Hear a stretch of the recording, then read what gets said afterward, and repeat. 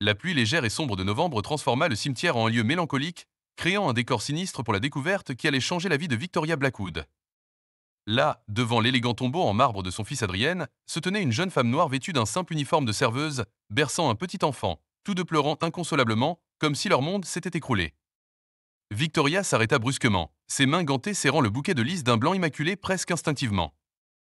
À 55 ans, la redoutable héritière de l'empire Blackwood Industries n'avait jamais rencontré ces deux individus auparavant, pourtant quelque chose dans la posture digne de la femme et les traits délicats de l'enfant fit vibrer le cœur de Victoria, suscitant une émotion inattendue.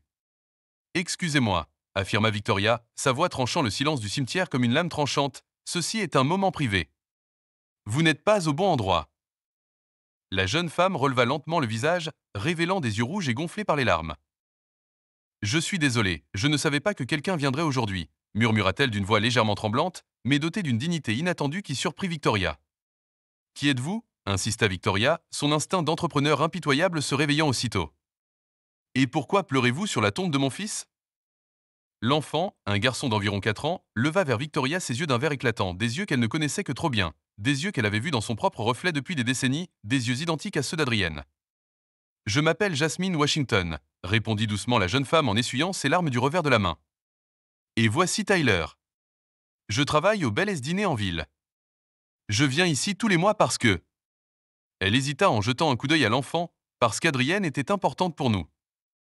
Le monde sembla tourner autour de Victoria lorsque cette révélation la frappa. Adrienne était décédée 3 ans plus tôt dans un accident de voiture, à l'âge de 28 ans, anéantissant toutes les aspirations qu'elle avait méticuleusement nourries pour l'héritage familial Blackwood. Après les funérailles, elle avait scruté minutieusement chaque détail de sa vie, cherchant désespérément un semblant de sens à ses pertes profondes, mais n'avait découvert aucune trace de relations amoureuses sérieuses, et encore moins l'existence d'un enfant. Important comment demanda Victoria, la voix baissant d'une octave, tandis que la pluie s'intensifiait, mais aucun des trois ne bougea. Jasmine regarda Victoria droit dans les yeux, faisant preuve d'un courage qui surprit sincèrement le milliardaire. Parce que Tyler est son fils, déclara-t-elle, et parce que je lui ai promis que je prendrai toujours soin de lui, quoi qu'il arrive. Le bouquet de lys glissa des mains soudainement relâchées de Victoria, les pétales d'un blanc immaculé se dispersant tragiquement sur la pierre froide et impitoyable de la tombe. Pendant 3 longues années, elle avait endeuillé la mort d'Adrienne, convaincue que son illustre lignée s'était irrévocablement éteinte avec lui. À présent, dans un instant dévastateur, elle se retrouva confrontée à la réalité bouleversante d'un petit-fils, un enfant noir, élevé par une simple serveuse et menant une vie bien au-delà de tout ce qu'elle aurait pu imaginer pour un Blackwood. Pourtant, il y avait une touche d'inquiétude dans le regard de Jasmine, une prudence, une peur cachée, comme si elle gardait des secrets bien plus importants que la simple existence de Tyler. Ce que Victoria ne comprenait pas, c'est que cette profonde révélation n'était que le premier fil conducteur d'un vaste et complexe réseau de mensonges et de trahisons impliquant des personnes très proches d'elle, et que la vulnérabilité apparente de Jasmine dissimulait en réalité une force redoutable, une puissance prête à ébranler les fondements mêmes de son univers privilégié et méticuleusement construit. 2 semaines après cette rencontre fortuite au cimetière, Victoria avait transformé sa somptueuse bibliothèque privée en un centre de commandement stratégique. Des rapports d'enquêteurs privés étaient éparpillés sur l'antique table en acajou centenaire, chaque page dévoilant de nouveaux détails sur la vie de Jasmine Washington, ce qui la laissait de plus en plus perturbée et déstabilisée. Célibataire, sans famille connue, travaille 60 heures par semaine à 2 emplois pour subvenir aux besoins de son enfant, murmura Victoria en feuilletant méticuleusement les documents. Vit dans un 2 pièces dans un quartier pauvre. Pas d'éducation formelle au-delà du lycée. Son assistant personnel, David Chin, se tenait silencieusement près du fauteuil, tel un observateur silencieux. Il avait vu Victoria démanteler de vastes empires commerciaux avec bien moins d'émotion visible qu'elle ne le faisait maintenant dans sa quête incessante d'informations sur cette femme. Et la mère de l'enfant demanda Victoria, ses yeux bleus glacial fixés sur une photo granuleuse de Tyler jouant dans une aire de jeu public. C'est là que ça devient intéressant, répondit David en ouvrant un dossier séparé. Nous n'avons trouvé ni acte de naissance, ni dossier hospitalier, ni aucun document officiel sur la naissance de Tyler. C'est comme si sa mère biologique n'avait jamais existé. Victoria se mit à taper des doigts en rythme sur la table polie, une habitude subtile mais effrayante que ses dirigeants avaient depuis longtemps appris à redouter profondément. 3 ans plus tôt, après la mort d'Adrienne, Victoria avait scruté chaque seconde de sa vie, cherchant désespérément un sens, des indices, quoi que ce soit qui puisse justifier sa profonde perte, mais elle n'avait jamais trouvé la moindre trace de relation sérieuse. Maintenant, elle ordonnait « Prenez rendez-vous avec cette Jasmine », prononçant ce nom comme s'il s'agissait d'un mot inconnu. À mon bureau, demain à 14 heures. Le lendemain, Jasmine arrivait à l'imposant siège de Blackwood Industries, vêtue de son plus beau et unique tailleur, acheté dans une friperie. L'imposant immeuble de 60 étages semblait l'inciter à entrer, ses murs de verre étincelant reflétant une image déformée d'elle-même. Victoria l'a reçue dans son bureau au dernier étage, où la grande fenêtre offrait une vue panoramique imprenable sur toute la ville, une démonstration de pouvoir délibéré et calculé, un fait que les deux femmes comprenaient implicitement. Asseyez-vous, ordonna Victoria en désignant une chaise stratégiquement placée plus bas que la sienne. Il faut qu'on parle de Tyler. Jasmine, quant à elle, resta debout. Je préfère rester debout. Merci, répondit-elle avec une résolution tranquille. Comme vous voulez, concéda Victoria en ouvrant un dossier sur son bureau. J'ai fait des recherches sur vous, mademoiselle Washington. 2 emplois, aucune économie, des conditions de vie inadaptées à un enfant. Tyler est bien soigné et aimé, rétorqua Jasmine d'une voix calme mais ferme. Victoria sourit, un sourire froid et vide qui n'atteignit pas ses yeux. Je suis sûr que vous faites de votre mieux. Mais un enfant Blackwood mérite mieux que votre meilleur. Il mérite le meilleur que l'argent puisse acheter. Et que proposez-vous exactement demanda Jasmine. 200 000 $, déclara Victoria en glissant délicatement un chèque sur la table. Pour commencer, Tyler vient vivre avec moi et reçoit l'éducation qu'il mérite. L'avenir qu'Adrienne aurait souhaité pour lui. Tu peux lui rendre visite le week-end, bien sûr. Jasmine fixa l'addition comme un serpent venimeux. Tu essaies d'acheter mon fils demanda-t-elle. Ce n'est pas ton fils, rétorqua Victoria, son masque de civilité commençant à s'effriter. C'est mon petit-fils. Le sang de mon sang. Et franchement, une serveuse d'une vingtaine d'années ne peut pas lui offrir ce qu'une famille comme la nôtre peut offrir. La famille, railla Jasmine d'un ton amer et dénué d'humour. Victoria, puis-je t'appeler Victoria? Tu veux entendre parler de la famille? Tyler m'appelle maman depuis 3 ans. Je me réveille avec lui au milieu de la nuit quand il fait des cauchemars. Je lui apprends les maths à la table de la cuisine. Je lui lis des histoires avant de dormir. C'est ça, la famille. Victoria se leva, sa taille imposante dominant désormais Jasmine. De nobles sentiments, peut-être, mais la réalité est dure, affirma Victoria. Tu travailles comme une esclave juste pour payer un loyer qui engloutit probablement la moitié de tes revenus. Tyler mérite des écoles privées, des voyages à travers le monde, des opportunités que tu ne pourras jamais vraiment lui offrir. Et il mérite un amour inconditionnel, rétorqua Jasmine, quelque chose que tu n'as clairement pas donné à ton propre fils. Le silence qui suivit fut assourdissant. Victoria eut l'impression d'avoir reçu une gifle. Comment oses-tu murmura-t-elle. Adrienne m'a parlé de toi, poursuivit Jasmine d'une voix basse mais cinglante. Des réunions manquées, des matchs de foot auxquels tu n'as jamais assisté, des anniversaires où tu as simplement envoyé des cadeaux coûteux par l'intermédiaire d'une assistante. Tu veux Tyler parce qu'il est une seconde chance de te donner bonne conscience, pas parce que tu tiens vraiment à lui. Victoria serra les poings. Tu ne me connais pas, non, mais j'ai rencontré ton fils, rétorqua Jasmine, et je sais exactement pourquoi il ne t'a jamais parlé de Tyler. D'un geste délibéré, Jasmine prit l'addition et la déchira en deux, les morceaux retombant au sol comme des pétales fanés. Tyler n'est pas à vendre, déclara-t-elle. Alors, on va y aller à la dure, dit Victoria, sa voix prenant une tournure dangereuse et glaciale. J'ai des ressources que vous n'imaginez même pas, des avocats, des enquêteurs, des relations à tous les niveaux du gouvernement. Je peux prouver qu'une mère célibataire sans éducation et vivant dans la pauvreté n'est pas dans l'intérêt supérieur de l'enfant. Pour la première fois depuis son entrée dans le bureau, Jasmine sourit, et quelque chose dans ce sourire fit hésiter Victoria. Victoria, dit Jasmine doucement, tu supposes que je ne suis qu'une pauvre serveuse que tu peux intimider. Mais il y a des choses sur moi, sur Tyler, sur Adrienne que tu n'as pas encore découvertes. Et quand tu le feras? Elle marqua une pause, le regard brillant d'une détermination profonde qui surprit sincèrement le milliardaire. Eh bien, disons simplement que tes enquêteurs ne sont pas aussi compétents que tu le penses.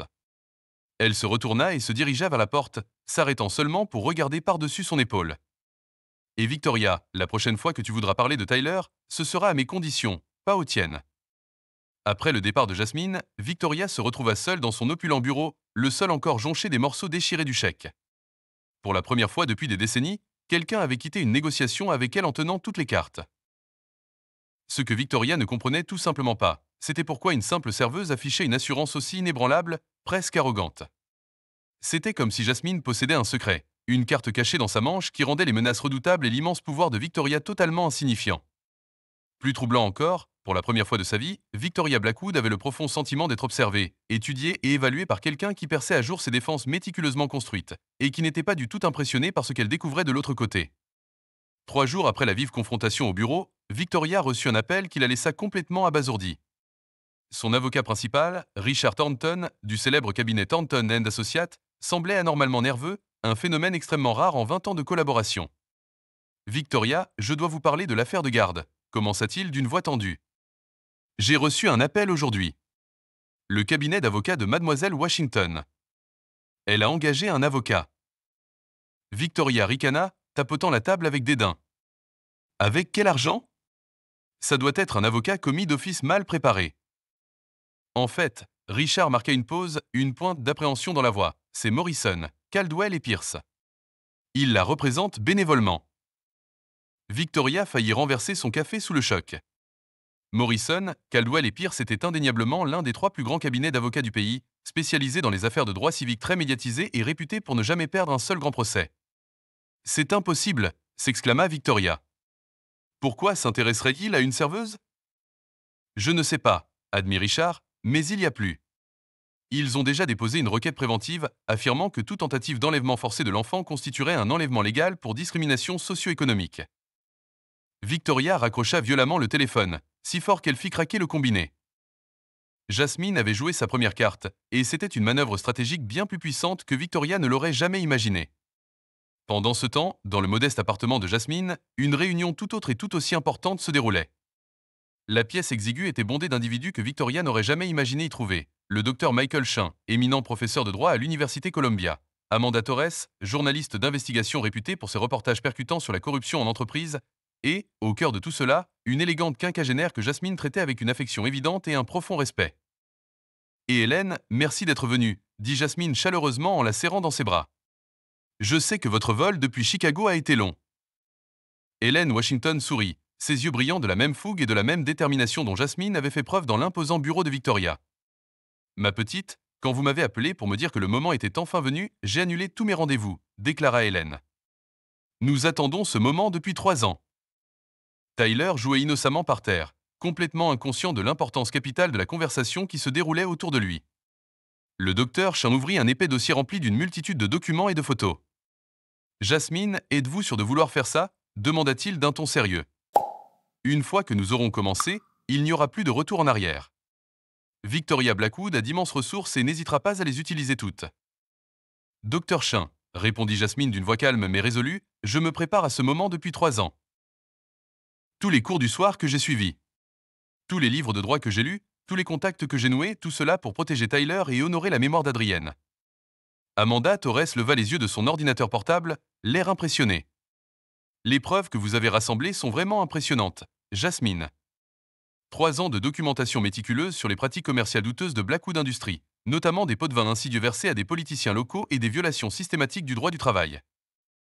Hélène s'approcha de la fenêtre et contempla la vue modeste depuis l'appartement. Victoria pense que son immense fortune la rend intouchable, songe-t-elle. Elle ignore que ma nièce a passé les 3 dernières années à étudier méticuleusement chacun de ses faits et gestes, chaque affaire douteuse, chaque stratagème d'évasion fiscale.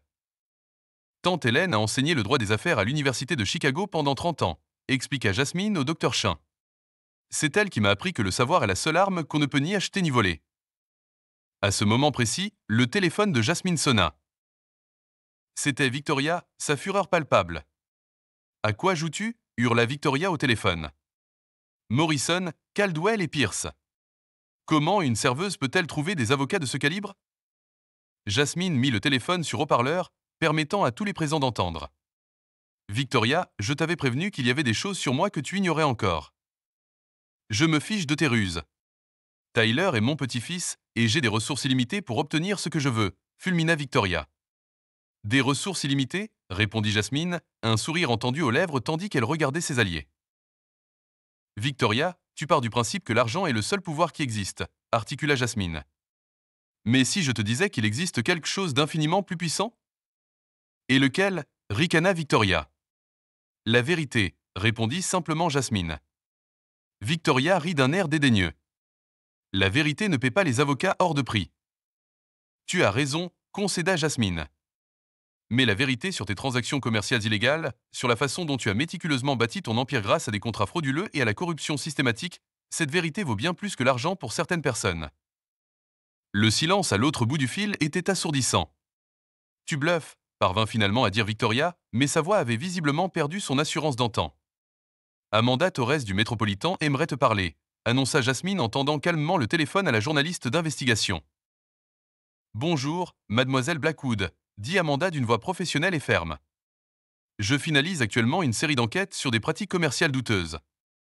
J'aimerais vous donner l'occasion de commenter les allégations que nous avons méticuleusement documentées. Victoria raccrocha aussitôt. Hélène sourit fièrement à sa nièce. Jasmine, vous avez bien appris, la félicita-t-elle. N'attaquez jamais de front quand vous pouvez contourner. Le docteur Chin referma sa mallette, indiquant qu'il avait terminé. Notre stratégie juridique est solide. Nous disposons de nombreux précédents où des tentatives de soustraction d'enfants fondées uniquement sur le statut socio-économique ont été jugées discriminatoires. Et j'ai 3 ans de recherches approfondies sur toutes les transactions douteuses que Victoria a conclues, ajouta Amanda. Contrats avec des sociétés écrans, paiements suspects à des fonctionnaires, violations environnementales dissimulées, de quoi détruire complètement n'importe quelle réputation. Jasmine prit Tyler dans ses bras, le garçon souriant innocemment aux adultes rassemblés autour de lui.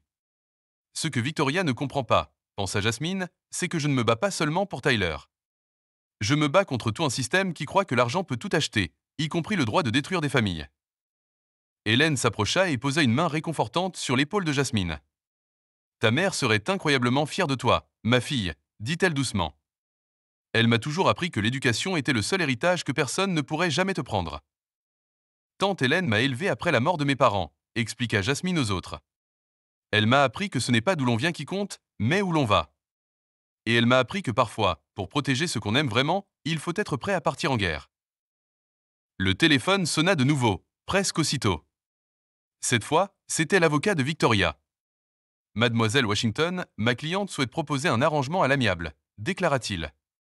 500 000 $ et des visites surveillées. Jasmine regarda ses alliés, tous secouant la tête à l'unisson. Monsieur Thornton, veuillez informer votre cliente que Tyler n'est pas à vendre, quel que soit le prix, répondit Jasmine fermement.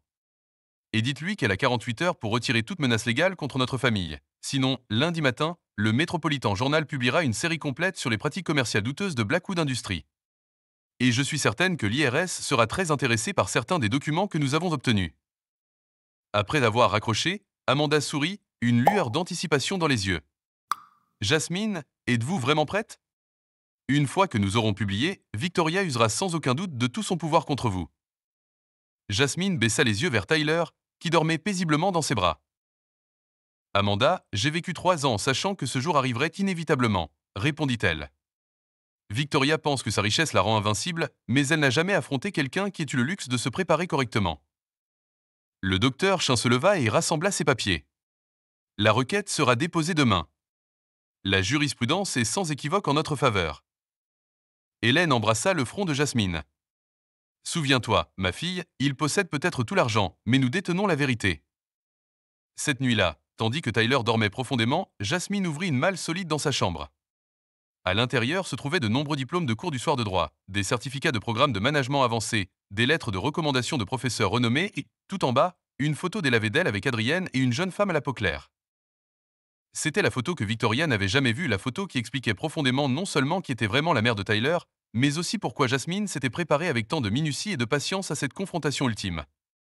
Victoria Blackwood était sur le point de découvrir que sous-estimer quelqu'un peut être l'erreur la plus coûteuse et la plus dévastatrice, et que parfois, la plus douce des vengeances ne vient pas de la force brute, mais d'une patience à toute épreuve, d'une préparation méticuleuse et du moment idéal pour révéler des vérités que certains feraient absolument tout pour taire. Ce que Victoria ignorait encore, c'est que la bataille pour la garde de Tyler n'était que le premier pas dans un jeu bien plus vaste et complexe. C'était un jeu stratégique que Jasmine avait méticuleusement planifié depuis le jour même de la mort d'Adrienne, un jeu destiné à révéler des secrets profonds susceptibles d'anéantir non seulement la réputation soigneusement bâtie de Victoria, mais aussi l'empire tout entier qu'elle avait bâti sur des mensonges. Le lundi matin, Victoria se réveilla avec un nombre alarmant de 37 appels manqués sur son téléphone portable. Son assistant personnel, David, se tenait devant la porte de sa chambre, une tablette à la main, avec une expression qu'elle n'avait jamais vue auparavant, une peur sincère et sans mélange. « Victoria, il faut que tu vois ça », l'exhorta-t-il en lui tendant l'appareil d'une main tremblante. Le gros titre du journal Métropolitan remplissait l'écran, un empire bâti sur la corruption. Des documents divulgués révèlent des décennies de crimes chez Blackwood Industries. Victoria sentit ses jambes se dérober sous elle. Sous le titre accablant, des dizaines de documents scannés révélaient des contrats frauduleux, des paiements illégaux à des politiciens influents et des stratagèmes de blanchiment d'argent élaborés. Chaque page était une condamnation à mort pour sa réputation soigneusement entretenue. Comment ont-ils obtenu ça murmura-t-elle en parcourant frénétiquement l'article accablant. On y trouvait des photos de réunions secrètes qu'elle était absolument certaine que personne n'avait documentées et des enregistrements de conversations qui auraient dû rester strictement privés. Son téléphone sonna de nouveau. C'était Richard Thornton, son avocat. Victoria, c'est un désastre total, déclara-t-il sans ménagement, la voix dénuée de son sang-froid habituel. L'IRS a déjà émis des mandats de perquisition. Le FBI est en route vers votre domicile. Et ce n'est pas tout. La Security and Exchange Commission a suspendu toute cotation des actions Blackwood Industries. Victoria raccrocha brusquement et appela immédiatement Jasmine, les mains tremblantes, mêlées de rage et de profond désespoir. Toi, hurla-t-elle, la voix brisée, dès que Jasmine répondit. Tu as fait ça. Comment oses-tu détruire ma vie? Bonjour, Victoria, répondit Jasmine d'une voix étrangement calme, comme un dimanche matin paisible. J'imagine que tu as lu les nouvelles. Je vais te détruire. J'utiliserai toutes les ressources à ma disposition pour... Fulmina Victoria. Quelles ressources interrompit doucement Jasmine. Parce que d'après ce que je vois aux informations, tes comptes bancaires ont été gelés il y a un quart d'heure. Victoria se précipita vers son ordinateur, tapant frénétiquement ses mots de passe sur divers sites bancaires. Accès refusé. Accès refusé. Accès refusé. C'est impossible, murmura-t-elle d'une voix faible. Victoria, il y a quelque chose que mes enquêteurs n'ont pas mentionné, poursuivit Jasmine d'une voix claire. Amanda Torres ne travaille pas seule. Elle dispose d'une équipe dédiée spécialisée dans les crimes financiers. Chaque document que vous avez frauduleusement signé au cours des 20 dernières années a été méticuleusement suivi, expliqua Jasmine. La télévision du salon diffusait des reportages en direct. Des journalistes rassemblés devant le bâtiment autrefois si fier de Blackwood Industries, des employés portant des cartons, leur carrière sommairement détruite en une seule matinée. Le nom prestigieux que Victoria avait laborieusement bâti au fil des décennies était publiquement diffamé en direct à la télévision nationale. Pourquoi demanda Victoria, la voix brisée, suppliante. Pourquoi me faire ça? Parce que vous n'avez jamais pris la peine de vous renseigner sur la mère de Tyler, répondit simplement Jasmine. Si vous l'aviez fait, vous auriez découvert qu'elle s'appelait Jessica Blackwood. Le sang de Victoria se glaça. C'est impossible. Jessica était la fille de Robert Blackwood, poursuivit Jasmine, votre cousine. La même que vous avez impitoyablement trahie en 1995 pour lui voler sa part légitime de l'entreprise familiale. Les souvenirs revinrent à Victoria. Robert, jeune et sûr de lui, signant des documents que Victoria avait habilement modifiés. La querelle familiale acharnée qu'elle avait gagnée par des mensonges insidieux et des manipulations froides. Son expulsion ultérieure de la famille. Jessica a grandi dans la pauvreté à cause de ta trahison, poursuivit Jasmine. Elle a rencontré Adrienne à l'université. Ils sont tombés profondément amoureux, mais elle était terrifiée à l'idée de lui révéler sa véritable identité, sachant pertinemment que tu la chasserais impitoyablement de sa vie, comme tu l'avais fait à son père. Victoria se souvenait vaguement que Robert avait mentionné une fille avant qu'ils ne disparaissent complètement de leur vie. Quand Jessica est décédée tragiquement en couche, Adrienne est venue me voir en désespoir de cause, raconta Jasmine. J'étais sa meilleure amie, et il savait que Jessica voulait que je m'occupe de Tyler. Mais Adrienne a aussi découvert la vérité dévastatrice sur ce que tu as fait à la famille de Jessica. Adrienne était au courant murmura Victoria, une horreur naissante dans la voix. Il a passé les derniers mois de sa vie à enquêter méticuleusement sur vous. Victoria a rassemblé des preuves irréfutables de vos crimes, confirma Jasmine. Lorsqu'il est mort dans cet accident, il m'a tout légué. Documents, enregistrements, preuves irréfutables. Il m'a demandé d'attendre le bon moment. Victoria regarda par la fenêtre et vit des fourgons menaçants du FBI s'arrêter juste devant chez elle. L'accident commença-t-elle d'une voix à peine audible. Ce n'était pas un accident, dit Jasmine calmement, résolument. Adrienne a découvert un système de blanchiment d'argent impliquant des individus dangereux. Des individus que vous aviez engagés pour régler vos problèmes. Ils ont tué votre propre fils, Victoria. La révélation frappa Victoria comme un coup dur. Adrienne était morte parce qu'il avait révélé ses crimes. Elle avait, en substance, tué son propre fils par son avidité insatiable. Tyler est le dernier Blackwood légitime, poursuivit Jasmine. Jessica était l'héritière légale d'une fortune que tu as volée, répéta Jasmine. Et maintenant, avec tous tes comptes gelés et ta société confisquée, Tyler a enfin reçu ce qui lui revenait de droit. Victoria entendit des pas leur monter l'escalier, suivis de voix autoritaires criées « FBI ». Tu as planifié ça depuis 3 ans, murmura Victoria, saisissant enfin l'ampleur monumentale de ce qui venait de se passer. Adrienne m'a appris que la patience est la clé de la vengeance, répondit Jasmine d'une voix ferme. Chaque document que j'ai rassemblé, chaque cours que j'ai suivi, chaque contact que j'ai noué, tout cela était pour cet instant précis. La porte s'ouvrit brusquement. Des agents fédéraux entrèrent, brandissant des mandats d'arrêt.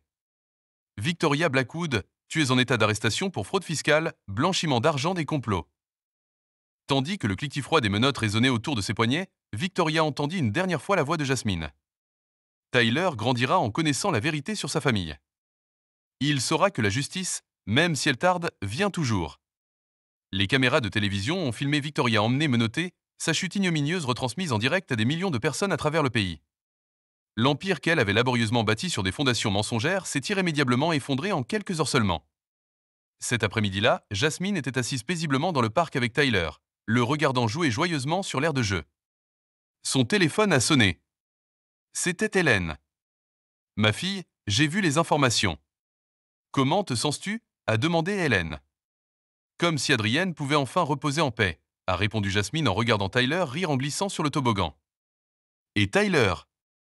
Tyler grandira en sachant que sa famille s'est battue pour la justice, pas pour la vengeance. Ce que Victoria avait découvert bien trop tard, c'est que Jasmine n'était pas qu'une serveuse déterminée. Elle était la gardienne inébranlable d'un héritage volé, une femme remarquable qui avait transformé 3 années de préparation silencieuse et minutieuse en l'acte de justice le plus parfait et le plus méticuleusement exécuté que les tribunaux aient jamais vu. 2 ans plus tard, la prison d'État pour femmes de Millbrook était un environnement radicalement différent du luxueux bureau en attique que Victoria avait autrefois occupé. Vêtue d'un uniforme orange standard, elle travaillait à la blanchisserie pour la modique somme de 2,50 $ de l'heure, une ironie qui n'échappa à personne. « Blackwood, vous avez un visiteur », annonça le gardien. Victoria s'attendait à voir son ancien avocat ou peut-être un journaliste tenace. Au lieu de cela, elle trouva Jasmine au parloir, élégamment vêtue d'un tailleur bleu marine sophistiqué qui, à lui seul, coûtait plus que ce que Victoria gagnait en 6 mois. « J'ai des nouvelles », déclara Jasmine avec assurance. Tyler vient d'être accepté à la Philippes Academy, la même prestigieuse école qu'Adrienne a fréquentée, annonça Jasmine. Bourse complète. Victoria ressentit une pointe de fierté. Pourquoi me dis-tu ça demanda-t-elle. Parce que tu es sa grand-mère, et parce que Tyler m'a demandé si les mauvaises personnes pouvaient devenir bonnes, expliqua Jasmine. Elle marqua une pause, pensive. Je lui ai dit que cela dépendait de leur réelle volonté de changer. Jasmine ouvrit un dossier, révélant des photos de Tyler, souriant dans son nouvel uniforme scolaire. Il apprend le violon comme son père, dit-elle. Son professeur dit qu'il a un don naturel. Comment peux-tu te permettre tout ça insista Victoria. Jasmine sourit avec une satisfaction sincère. La fortune que tu as volée à la famille de Jessica a été restituée par la justice. Tyler est désormais l'unique héritier de l'ensemble du domaine légitime des Blackwood. Ironique, n'est-ce pas?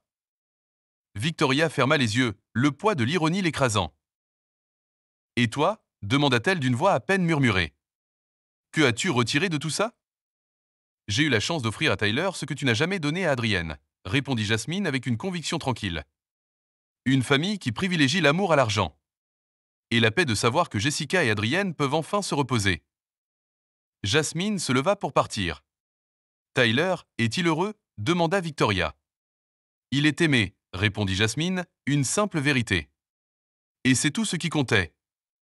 Pendant ce temps, Tyler courait joyeusement dans le vaste jardin de sa nouvelle maison du Connecticut, une propriété douillette surplombant un lac paisible. Jasmine l'observait depuis la véranda, un diplôme de la NBA encadré discrètement posé derrière elle. « Maman, je peux te jouer du violon » cria Tyler en courant vers la maison. « Bien sûr, mon amour » répondit Jasmine, ses pensées s'orientant vers la fierté incroyable d'Adrienne. Hélène Washington lui rendait régulièrement visite, partageant des anecdotes familiales que Tyler portait avec une profonde fierté.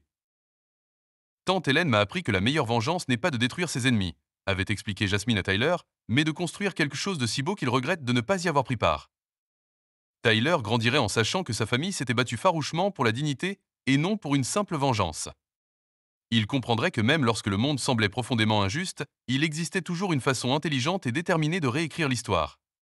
Victoria avait désespérément tenté d'acheter un petit-fils, mais elle avait découvert que la vraie famille ne s'achète pas. Elle se construit par un amour indéfectible et une présence constante. Elle avait absolument tout perdu parce qu'elle avait fatalement confondu pouvoir et vraies valeurs, et argent et dignité authentique. Le véritable triomphe de Jasmine ne résidait pas dans la destruction de Victoria, mais plutôt dans l'acte profond de construire un avenir où Tyler ne répéterait jamais les erreurs de la génération précédente. Cet avenir garantissait à un enfant de grandir en sachant que l'identité ne se définit pas par la couleur de peau ou un compte en banque, mais par une force de caractère profonde. Victoria a tenté d'utiliser son argent pour voler Tyler, mais elle a finalement découvert que le véritable amour n'a pas de prix. Les actions de Jasmine ont prouvé de manière irréfutable que la persévérance et l'intelligence triomphent systématiquement de l'arrogance et des préjugés. Avez-vous déjà été confronté à quelqu'un qui a tenté de réduire vos rêves à néant en raison de vos origines? Laissez un commentaire sur votre réaction et abonnez-vous à la chaîne pour découvrir d'autres histoires qui prouvent qu'une vraie famille se construit avec l'amour et non avec l'argent.